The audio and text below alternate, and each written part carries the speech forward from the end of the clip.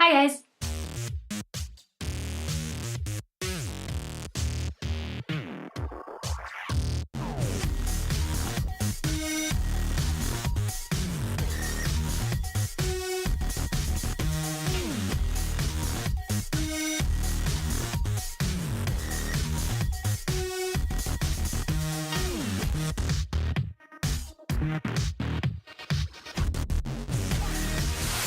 I've made a lot of friends in my life, but there's a few I want to take a minute to talk about. Hannah, Liam, and Carol. Where did I find these three? Well, honestly, I found them at school. Here's some history for you. As all of you know, I'm from a town called Terrace Bay. I spent the first 10 years of my life there. This is where I went to school. This is St. Martin's. Okay, so the building is now a library, but I swear to you it was a school at one point. Hannah has been my best friend since kindergarten. Looking back at the time I spent with her, a lot of it was just us messing around. Honestly though, I wouldn't change a thing. We were those friends that even if they got into a fight, within the next 24 hours, we'd be friends again. Hannah has been there for literally everything for me, and I try my best to do the same for her. I hope that I've done a good job of that. Even after I moved, we've managed to stay best friends. It's difficult, but we made it work. Liam. I've known Liam for about 7 years now. I first met him in grade 9. He was introduced to me by Megan, and I guess we just kind of clicked. When we started high school, the two of us were basically together all the time. I mean, it helped that we pretty much had the same classes and lived in the same community. So, Liam's one of those people that always surprises you. You never know exactly what you're going to get with him. It makes for an interesting friendship, that's for sure. Liam was one of the first people that I fully trusted after I moved.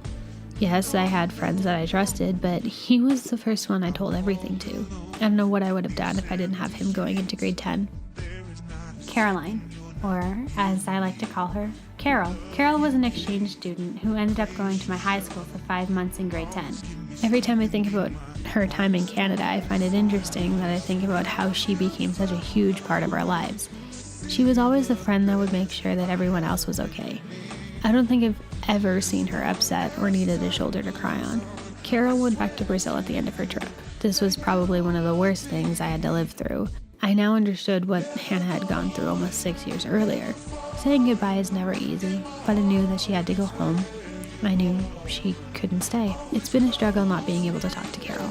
Right after she left, I started up a blog so she could keep up with all her friends, but that was short-lived. As we started to get ready for college, it became difficult to keep it updated.